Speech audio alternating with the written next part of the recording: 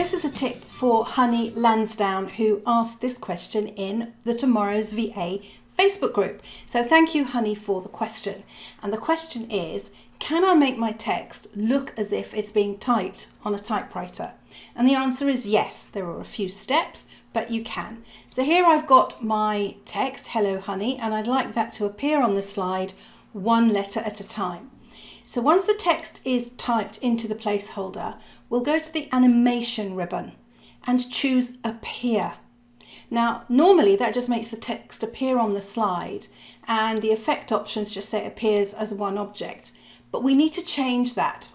To change it, we'll go to display the animation pane, which gives you more options. And under the animation pane, we're going to go to effect options. And this is where we are going to change the text. We are going to change it to animate text by letter. And we're also going to reduce the delay to 0.1 seconds so that it's one letter, pum, pum, pum. We can make it a bit longer if we want. We could make it 0.2. And you'll see it now looks like it's being typed. So there you have it. Type your text, go to the animation ribbon, apply the appear animation, display the animation pane, and change the animation effects to appear by letter and change the delay. Happy typing!